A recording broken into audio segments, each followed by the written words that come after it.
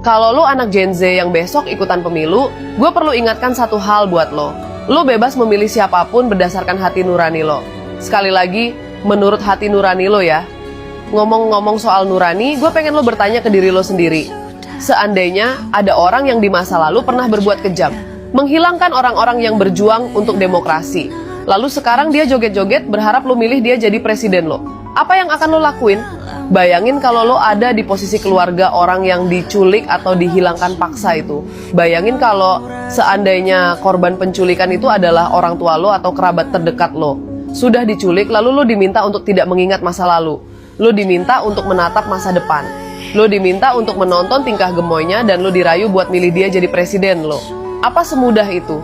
Apa segampang itu menebus dosa penculikan? Lo harus paham sejarah. Lo harus paham soal apa yang dulu pernah terjadi di bangsa ini. Even waktu itu lo belum lahir atau lo masih kecil. Lo tahu kan peristiwa reformasi? Kira-kira menurut lo apa yang terjadi waktu itu? Yes, bener banget. Waktu itu banyak mahasiswa turun ke jalan. Demonstrasi di mana-mana. Apa yang mereka tuntut? Mereka menuntut Soeharto mundur. Tapi kira-kira ada apa dengan Pak Harto ya? Kok banyak yang nuntut mundur? Nah, lo harus tahu kalau Soeharto memimpin Indonesia selama 32 tahun. Dia bisa mempertahankan kekuasaannya pada waktu itu karena yang dia pakai adalah tangan besi. Jadi lo nggak perlu heran pada waktu itu yang namanya demokrasi kagak ada. Kalaupun ada, ya hanya sebatas istilah aja.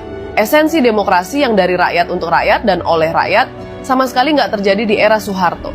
Tidak ada demokrasi di era Orde Baru. Soeharto memang banyak jasanya buat bangsa ini. Itu nggak bisa dipungkiri.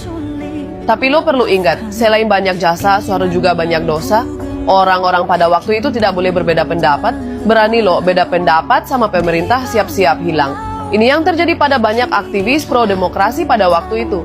Nah, sekitar tahun 97 sampai 98, penghilangan aktivis-aktivis demokrasi semakin marak terjadi. Sebagian kecil dari mereka yang diculik itu ada yang pulang, tapi sebagiannya lagi, sampai hari ini tidak ketahuan di mana jasadnya. Hilang, lenyap, tak ada bekas. Serem gak tuh? Dan yang perlu